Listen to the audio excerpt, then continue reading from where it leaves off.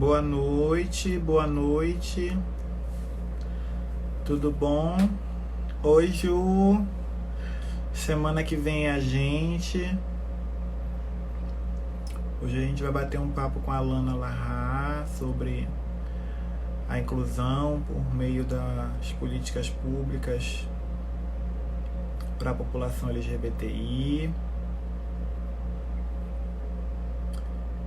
E semana que vem a gente faz um debate pela Escola Superior da Advocacia, a ESA, com a minha querida presidente da Comissão de Direitos Humanos da UAB. Vamos aguardar a Lana.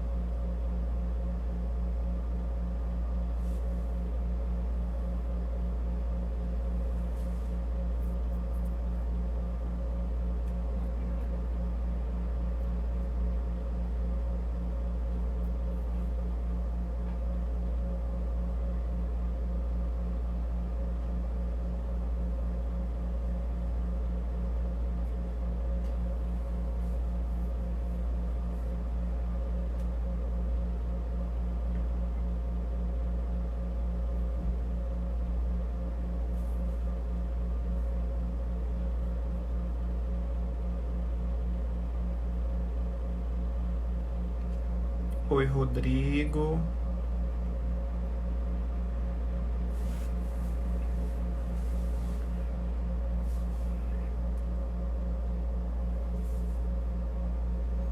Lana entrou.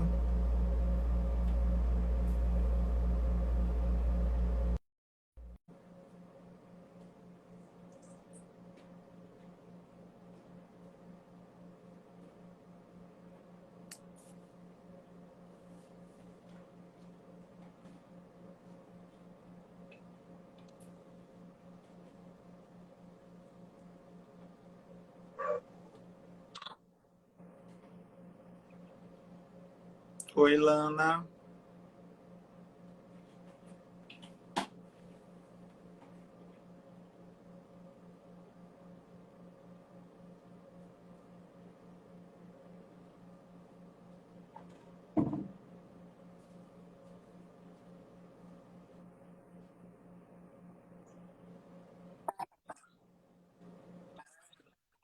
Não tô te Peraí, tá vendo, Lana. falando. Tá. Viu agora? Agora. Oi, meu amor, tudo bom? Tudo bom? Como é que você tá? Tô bem nessa quarentena, né? Nós aí de quarentena durante essa pandemia, né? E aí a gente sabe tudo que nós estamos passando, né? Tá sendo difícil ficar dentro de casa, nossas reuniões, né? Mas os nossos abraços, né? Mas logo, logo estaremos juntos. E aí, como é que o senhor tá? Como é que tá a Comissão da quarentena? Mulher Advogada, beijos. Beijinhos pra quem tá aí, estão. E doutor João? Como é que o senhor tá? O senhor tá bem? Eu tô bem, e você? Tô bem, graças a Deus. Olha, doutora Juliana Fonteles, beijo para a senhora, doutora. Doutor João, Beijo bora para todo começar mundo que tá então, aí nessa tarde chuvosa. Vamos. com certeza. Doutor João, nós sabemos a dificuldade que toda a população LGBTQI passa, né? Antes da pandemia já passamos por dificuldades, né? E aí eu como mulher trans, travesti como uma militante, também de poder de chamar como João Jorge, que tem um histórico de luta pela causa LGBTQI, para a gente fazer um bate-papo sobre a atual conjuntura durante essa pandemia da população LGBTQI. A primeira pergunta que eu queria lhe fazer, doutor João, quais são os maiores desafios hoje, nessa época de pandemia, para a população LGBTQI? Bom, Lana, como você mesmo falou, as dificuldades elas já existem, né? Já existiam e continuam existindo antes mesmo da pandemia, né? Então, a própria dificuldade de acesso a emprego, renda, a conflitos familiares, conflitos sociais, a própria violência que já era muito grande. Então, em tempos de crise humanitária de saúde que a gente está vivendo, né, no mundo todo, a população LGBTI ela fica mais vulnerável ainda, né? Muitas vezes porque o pouco, né, acesso que poderia se ter ou se tinha de alguma forma para manter a sobrevivência em relação a algum tipo de emprego, algum tipo de trabalho, nesse período fica mais difícil, principalmente pela necessidade de se manter não só o isolamento, como o distanciamento social. E a gente sabe que boa parte dessas pessoas trabalham de maneira informal, né?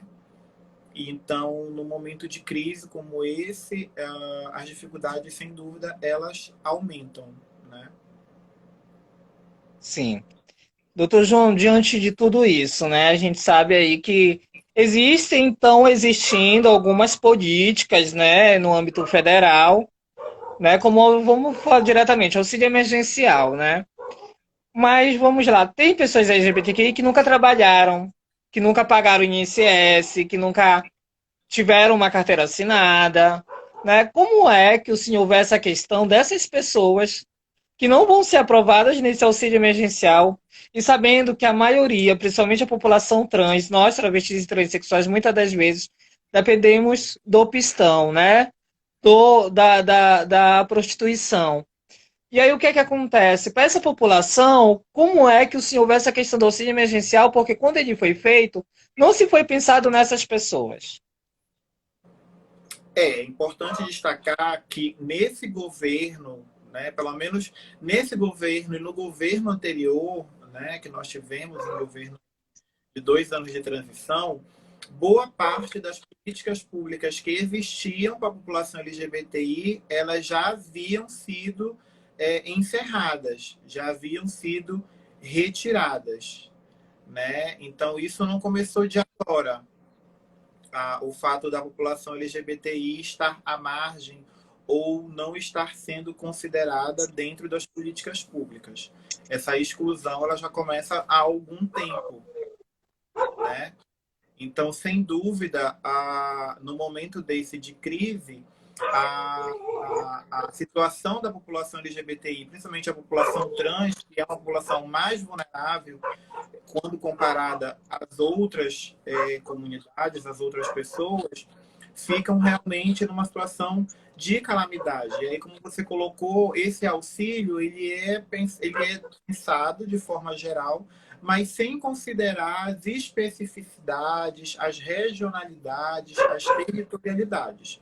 Né? O Brasil ele é muito diverso em vários campos, culturais, regionais, econômicos, e aí, sem dúvida, a população LGBT ela não é pensada. É importante, inclusive, destacar que, por exemplo, quando a gente fala de saúde, uma das primeiras ações do Ministério da Saúde nessa gestão no governo federal foi a retirada das orientações sobre a saúde de homens trans do site do Ministério da Saúde. Então, como eu falei, a despreocupação ou a exclusão da população trans, ela não começa agora, ela já vem num processo há algum tempo, e sem dúvida, nesse momento, ele se acirra. Eu não sei, eu não tenho dados ainda para te falar de como realmente a população LGBTI e principalmente a população trans está em relação ao auxílio emergencial. se as pessoas estão conseguindo, se elas não estão conseguindo, né? Porque infelizmente é uma população que fica invisibilizada frente a todas as outras demandas, né? O que eu sei é que boa parte das pessoas que estavam fora de conta bancária, dos cadastros, tiveram muitos problemas para conseguir fazer, né, o seu cadastro na conta por conta de regularização do CPF. E aí, sem dúvida, a população trans é possível que também possa estar passando por esse problema. Houve uma medida judicial recentemente, né, que foi inclusive iniciada pelo Estado do Pará, que solicita que esse item não seja suficiente para a exclusão, né, para o não acesso ao auxílio. E aí a gente vai ver como é que isso vai se desenvolver essa semana, até porque o governo federal, a Advocacia Geral da União, ela ainda pode recorrer, né, dessa decisão. Mas eu espero que realmente essas questões tecnológicas, cadastrais, técnicas, elas possam ser resolvidas o quanto antes, porque como se trata de um auxílio emergencial, ele tem que atender a emergência e a urgência que a situação pede. E aí eu penso que essa semana a gente vai, né, precisar acompanhar mais de perto para poder saber. Mas hoje eu não teria dados para te falar dessa dificuldade, se as pessoas estão conseguindo ou não.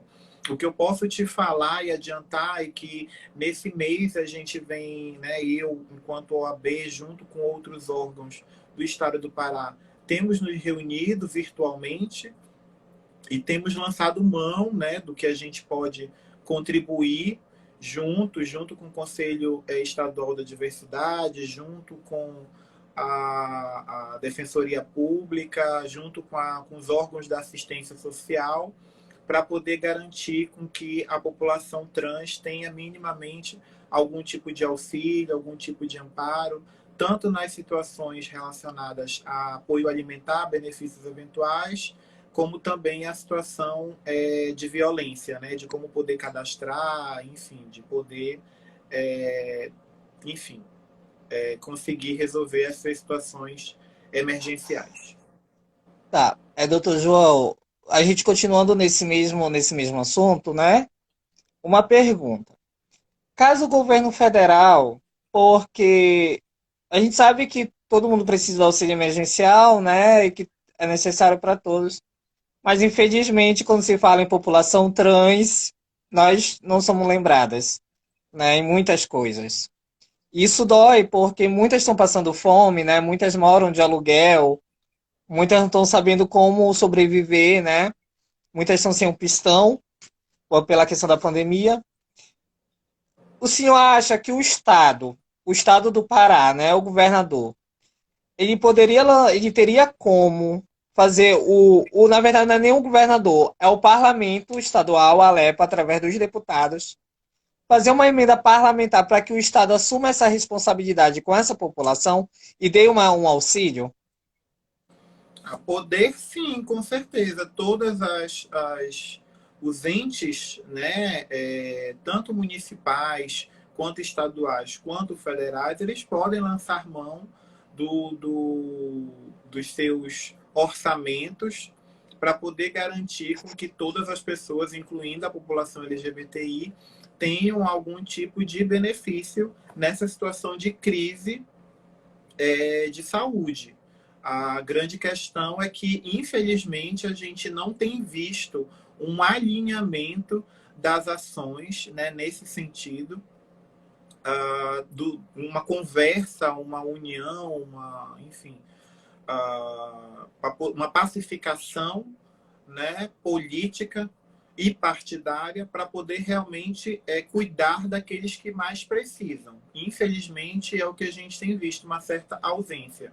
E nesse momento, é importante talvez a gente deixar os discursos políticos, as nossas bandeiras de lado e realmente unir forças para poder garantir com que aquelas pessoas mais vulneráveis tenham minimamente uma dignidade ou meios para garantir a sua sobrevivência.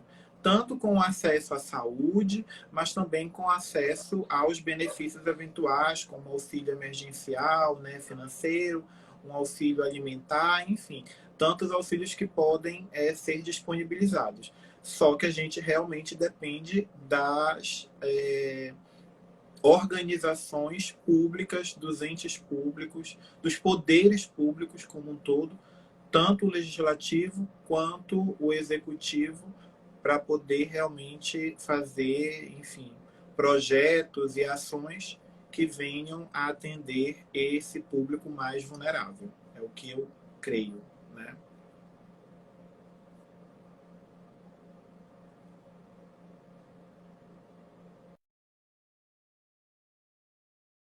A Ana travou.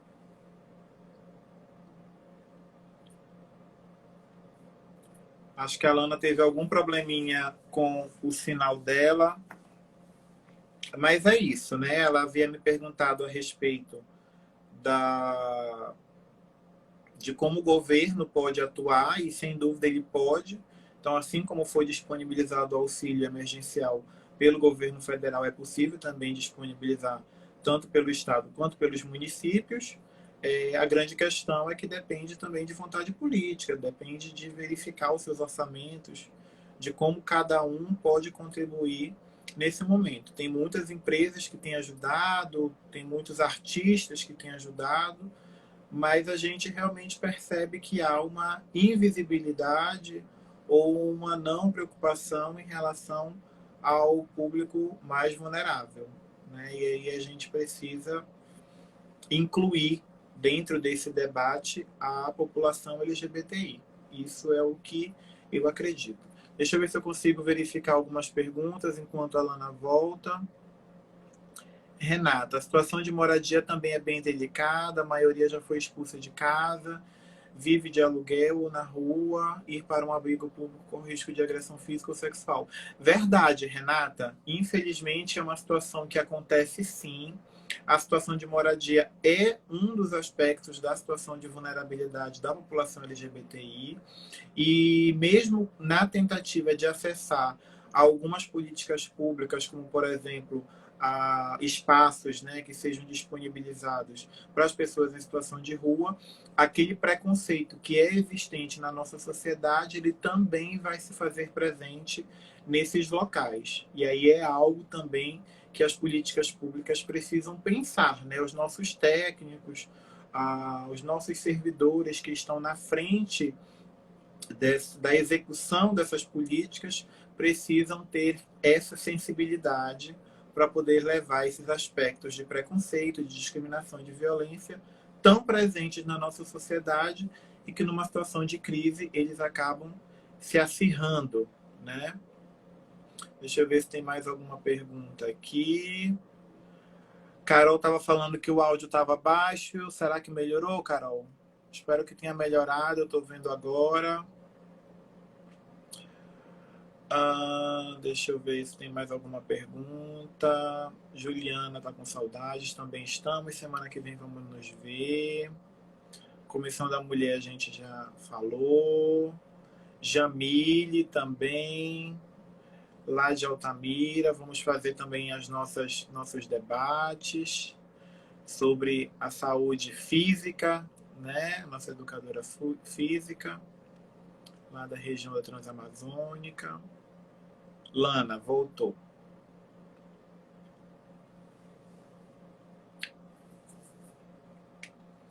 Só conectar a Lana. Rodrigo, da região do Tapajós, querido colega do PCdoB. Estamos aí na luta. Ele é da política de educação, é professor. Também está enfrentando Doutor essa João, pandemia. Oi, estou ouvindo. desculpa, porque deu um problema aqui na minha internet. Não, sem E aí problema, é eu, normal. Deixa eu e aí eu só tive que. responder mais umas perguntas aqui.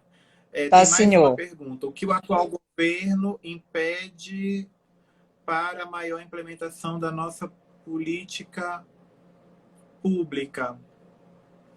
Olha, eu não sei se na verdade impede, né? O que que impede? Eu acho que às vezes o grande problema é a falta de representatividade de pessoas com conhecimento técnico que fazem parte de questões tanto municipais quanto estaduais e principalmente federais e que acabam por não incluir boa parte né, desses debates nos governos, né? E aí a gente vê uma total ausência. Esse, para mim, é um dos principais problemas.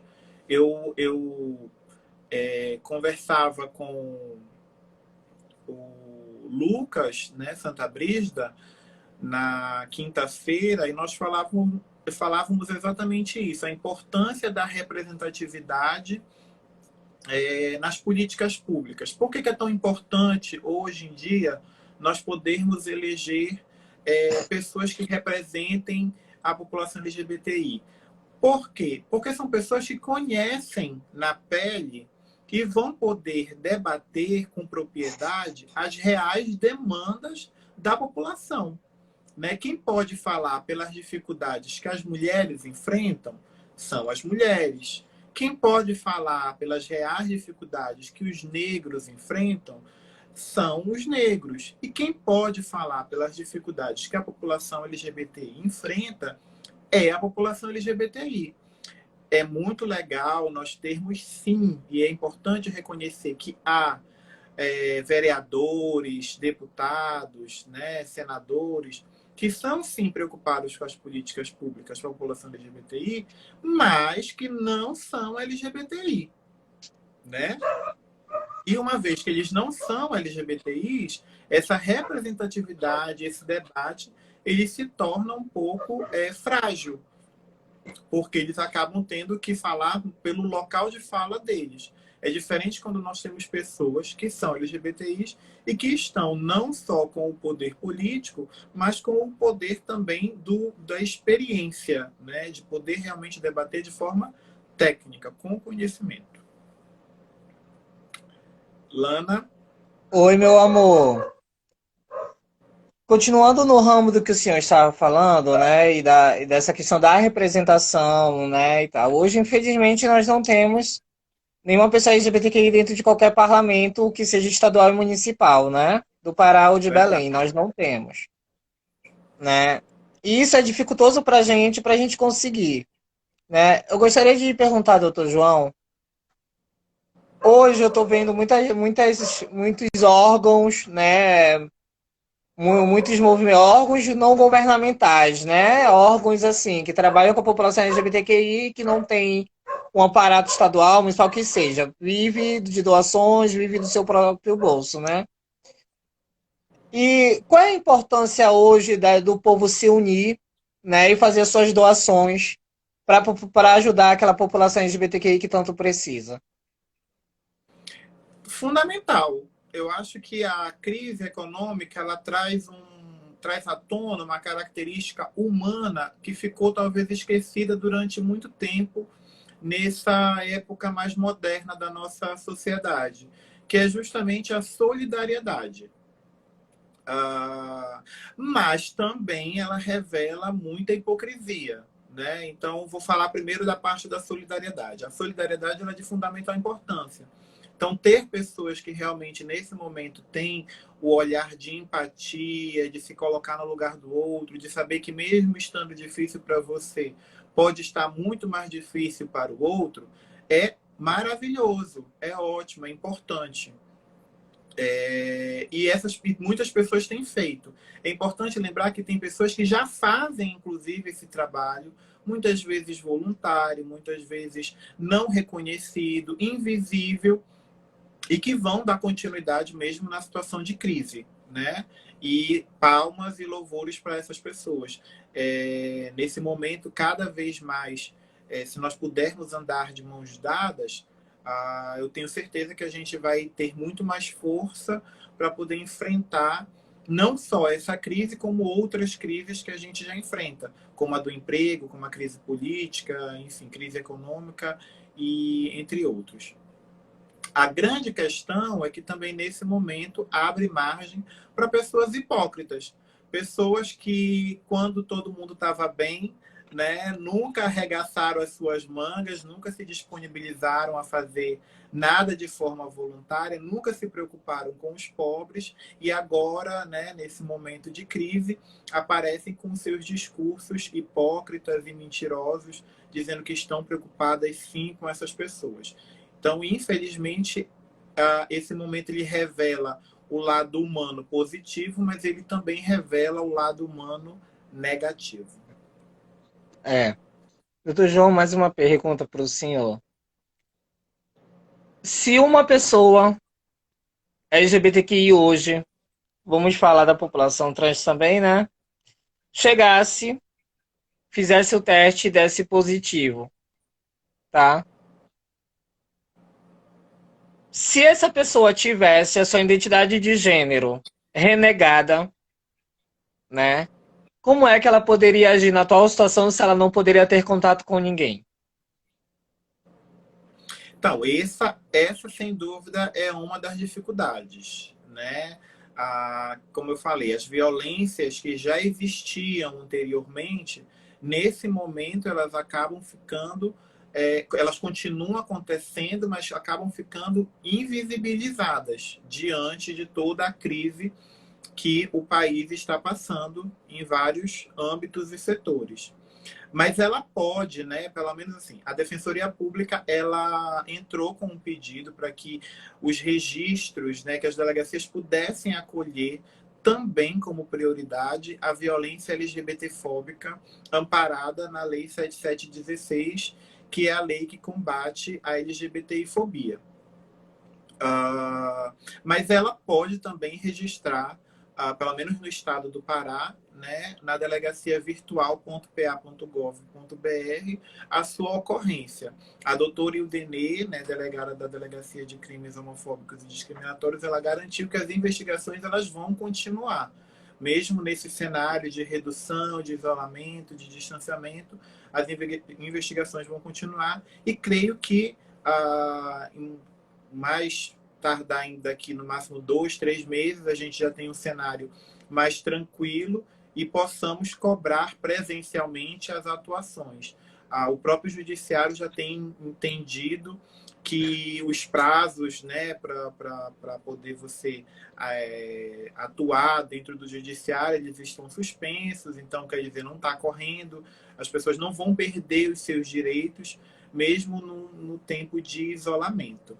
Mas são dificuldades que a gente vai ter que estar atentos e vamos ter que lidar, sem dúvida. É algo que eu acredito, inclusive, Lana, que a gente pode estar pensando em discutir, em fazer esse levantamento agora no mês de maio, que é um mês muito importante de combate à LGBTfobia, né, o 17 de maio, e aí é o mês todo, né, que não começa em maio, não encerra em maio, né, ao longo de todo o ano, mas que é um mês muito importante para a gente, para nós estarmos fazendo, sem dúvida, esse debate.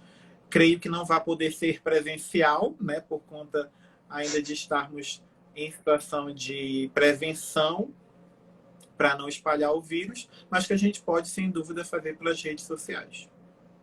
Doutor João, uma outra pergunta que o senhor tocou sobre as denúncias, né? E aí é muito importante.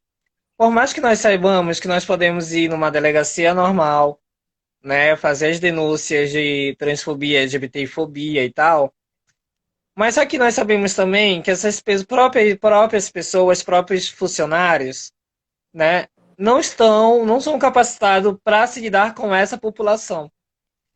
E aí, muitas das vezes, uma pessoa LGBTI que vai numa delegacia dessa, fazer uma denúncia do preconceito que passou, ela acaba não indo justamente por saber que lá também vai sofrer preconceito.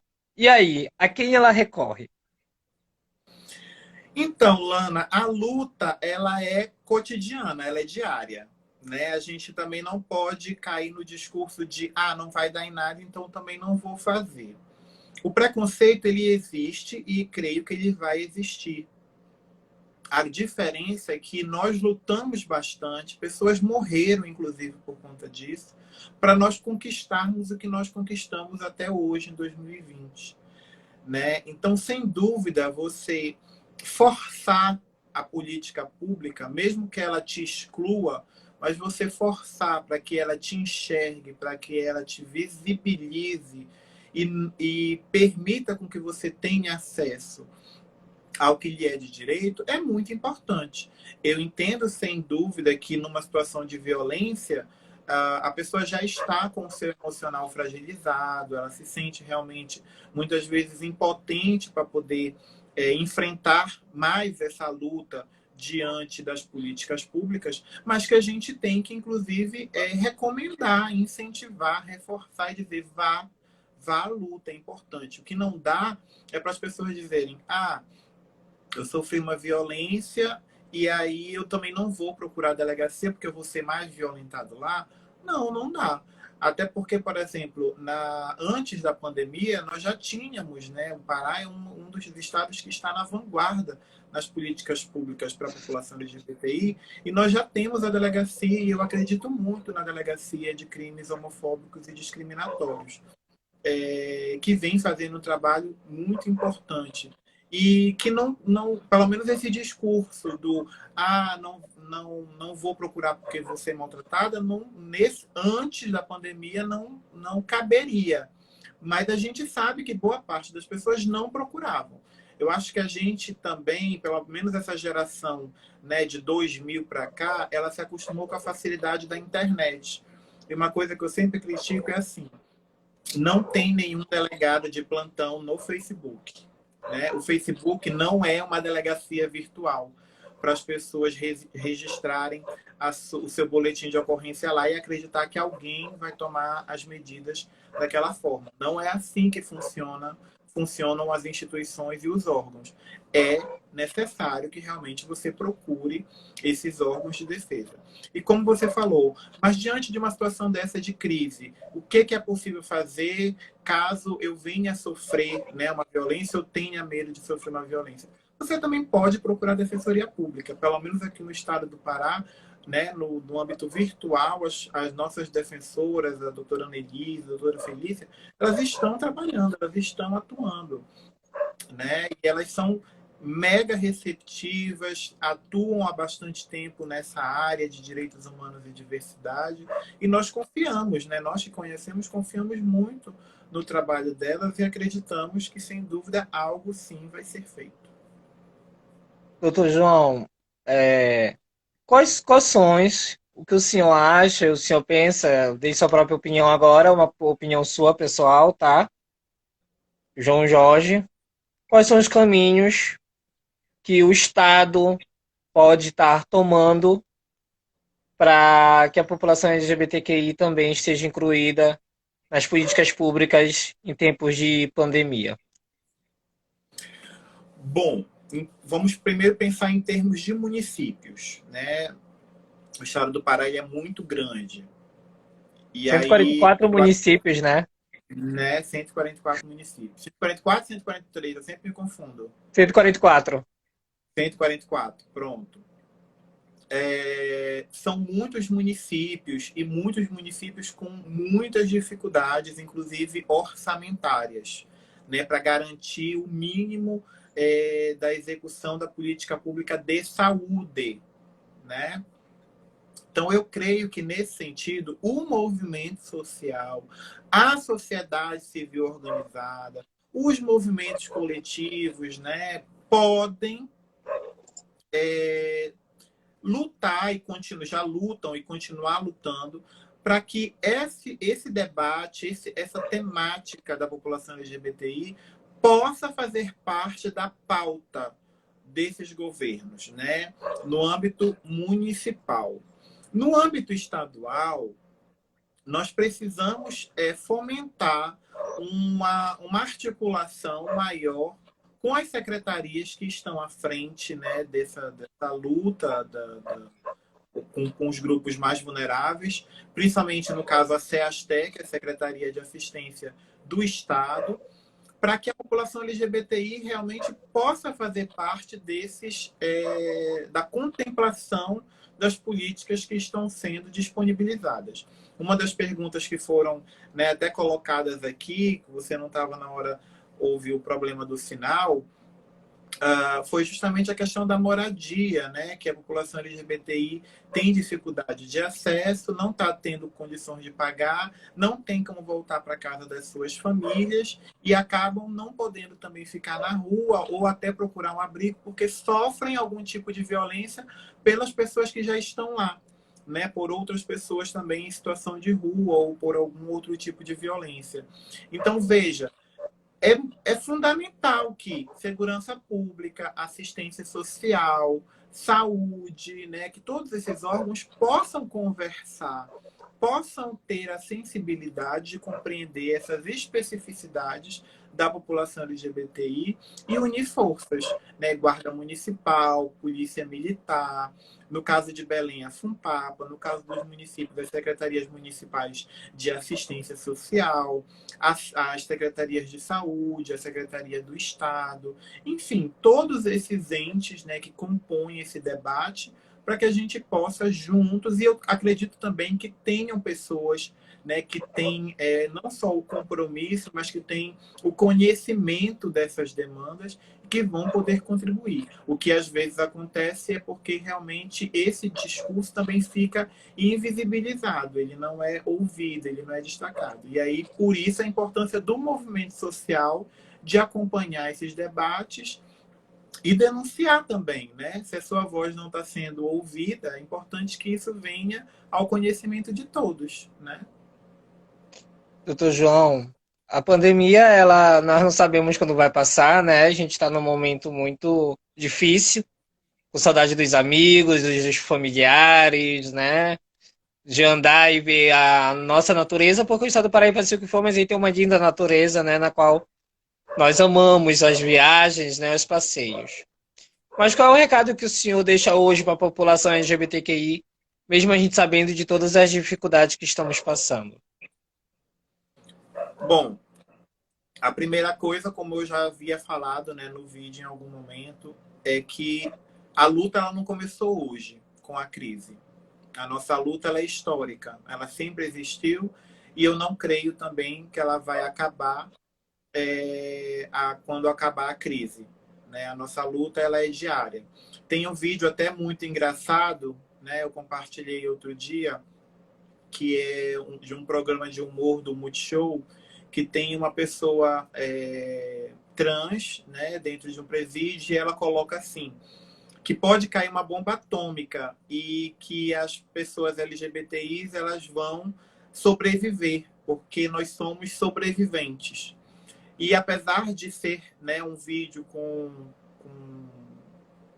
uma temática de humor, eu acredito muito nessa mensagem que ela tenta passar. Né? Nós somos sobreviventes, nós somos pessoas que lutam diariamente, nós somos pessoas que conquistamos boa parte dos nossos direitos, como eu falei, apanhando, morrendo, né? Enfim, tendo que gritar para poder ser ouvida. E isso não vai ser diferente tanto durante a pandemia como pós-pandemia. A luta ela vai continuar. A única coisa que eu creio, ou pelo menos quero acreditar, é que nós, enquanto sociedade, vamos sair mais solidários, mais humanos, mais preocupados realmente com o outro. E que nessa preocupação com o outro possa, de fato, também ser incluída a população LGBTI, né? Compreendida como uma população que é vulnerável, que tem a sua história, né, de violência, de fragilidades, mas que merece também ter acesso, ser incluída nas políticas públicas. Eu creio tanto que eu venho, inclusive, né, esse ano é um ano de eleição, e eu que já atuo aí, pelo menos profissionalmente falando, há 12 anos em políticas públicas de modo geral, e atuando muitas vezes de forma voluntária, né, contribuindo um pouco com o meu debate, com o meu conhecimento, com os espaços que me são disponibilizados, venho também buscar esse espaço político para poder falar e defender nos locais que nós não somos bem representados ou que não temos representação, que seria na Câmara Municipal da cidade de Belém. Então, venho aí trazendo esses projetos que incluem não apenas a população LGBTI, mas também as mulheres, as pessoas negras, as pessoas pobres, né, as pessoas que sofreram violências, idosos, pessoas com deficiência, que é com quem eu atuo há 12 anos e tenho não só o conhecimento científico, como a experiência, mas também a pesquisa, né, empírica de saber quais são as dificuldades, quais são as mazelas que essa população enfrenta e que muitas vezes, como eu falei, não são olhadas pelos órgãos que deveriam fiscalizar e deveriam atuar e deveriam contribuir para minimizar essas mazelas. Então eu venho aí com esse projeto, com esse debate, com essa luta, e eu espero também que a gente possa refletir exatamente isso. Né? Se a gente quer realmente mudança, que a gente possa votar em pessoas que realmente nos representem, que fazem o trabalho. A gente reclama tudo, que nada muda, mas porque quando a gente olha para o cenário político, as figurinhas são as mesmas, elas são repetidas. São as mesmas pessoas. A gente não vai conseguir fazer mudança alguma com as mesmas pessoas. A gente precisa renovar.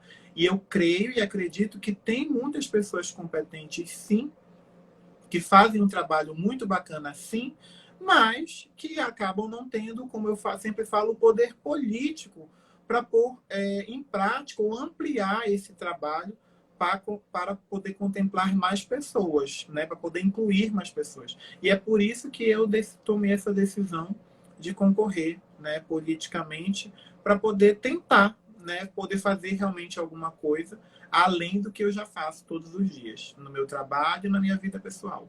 E que eu não Ó, preciso estar batendo foto e divulgando na internet, que eu também acho isso horrível, né? Tu me conheces, inclusive, a gente faz muita coisa e a gente não fica, né? Eu não fico dizendo assim, olha, vamos bater foto, vamos dizer que a gente fez. Né? Na verdade, as fotos que a gente faz geralmente é de registro das situações bacanas, positivas de sorriso. Mas as outras coisas que a gente milita, que a gente luta, que a gente ajuda, a gente não fica aí expondo, né, na internet. Tem muita gente hipócrita que se aproveita, sim, desses momentos para também estar fazendo o seu capital político e que eu acho isso errado. Eu não vou fazer esse tipo de trabalho. Quem me conhece sabe o trabalho que eu faço. olha, doutor João, agora que eu tô sabendo, viu? Foi uma novidade pra mim agora. Pois Mas, é. doutor João, primeiro de parabenizar pelo seu trabalho. A gente não se Obrigado. conheceu aqui no vídeo ao vivo do Instagram, né? A gente se conhece há mais de um ano já, eu tava vendo mais de um ano. Hoje veio uma foto de lembranças, né, no Facebook, eu até compartilhei. No dia da nossa live vem essa foto de lembrança, né? E a gente já compartilhou vários momentos, momentos de risadas, momentos de você chegar e dizer, olha, fazem isso, eu preciso de vocês, né? Um precisa do outro, vamos se dar a mão, a gente sabe que a gente tem diversos problemas, né? Cada um o seu pessoal, mas tem diversos problemas também que nos unem e que fazem com que a gente possa estar unido. Eu acho que o que o senhor fala é muito importante.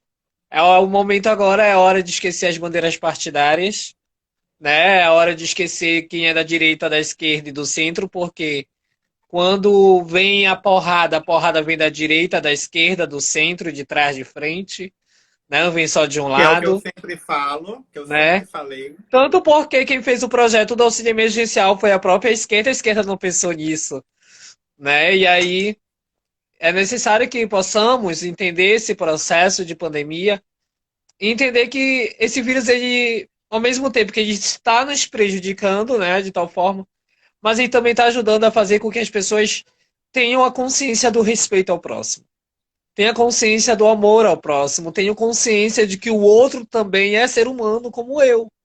Independente de orientação sexual, independente de identidade de gênero, independente de religião, o outro é igual a eu.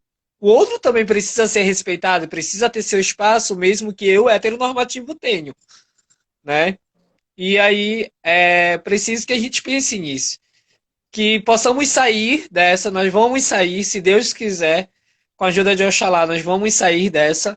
Já passamos por coisas piores, né? Já veio o H1N1, já veio o D, já veio chikungunya, já veio tanta coisa, né? E saímos, e não vai ser isso que vai fazer com que a gente desista, apesar que nós sabemos que estamos perdendo vidas, né? E vidas importam, seja ela qual for, né?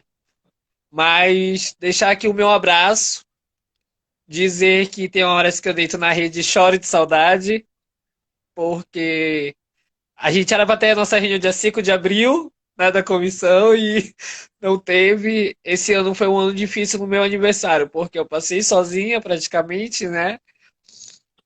E deixar o meu abraço, meu respeito por você, um carinho enorme que eu tenho por você, que você é uma pessoa, você é muito mais do que um simples presidente para mim, você é um amigo, né? Porque você chega, você me aconselha e você conversa comigo. Deixar meu abraço e meu beijo para você. Se cuide e que logo, logo tudo isso passe para a gente estar nessa quarentena, depois dessa quarentena firme e forte, poder se dar um abraço coletivo. Com certeza. O meu abraço, o meu respeito também ao seu trabalho, de como eu te conheci há um ano atrás, de como você está hoje, sem dúvida, é uma melhora, é uma evolução. E é para isso que a gente está aqui. Eu acredito sim também que essa crise vai passar, que a gente vai poder se encontrar, que o nosso trabalho vai continuar, né? Ele, mesmo à distância, mesmo de forma virtual, ele continua na medida do possível, né? Porque eu sou uma das pessoas que infelizmente não pode ficar 100% em casa, eu preciso também estar, né, no meu trabalho, preciso sair, mas tomando as medidas de precaução, de prevenção, até porque eu tenho minha mãe é idosa, eu preciso também proteger ela, mas a gente acaba tendo que fazer às vezes alguns esforços e sacrifícios também um pouquinho pelo outro, né, pensando de que forma a gente pode ajudar e garantir com que os atendimentos justamente dessas pessoas mais vulneráveis continuem. Então eu espero que realmente a gente possa se encontrar o mais breve possível. Mês que vem a gente, como eu falei, é um mês muito importante para a gente, é o mês que a nossa comissão faz 10 anos, é o mês do combate à LGBTfobia e que a gente vai poder dar continuidade e pensar, né, em como a gente vai estar fazendo esse debate, pensando ações, porque não vai ser eu, não vai ser você, tem que ser todo mundo junto, tem que ser um coletivo realmente para fazer a diferença, e eu acredito muito nisso. A união, ela faz a força. Conto com vocês, a gente já vai aí se encaminhando para quase uma hora de live. Obrigado pelo convite e estamos aí nas redes sociais. Beijos, bom Beijo, final de doutor. semana, Bom tudo final de de bom. Se semana. cuida. Tchau, Se cuide tchau. também. Tchau, tchau. Obrigado.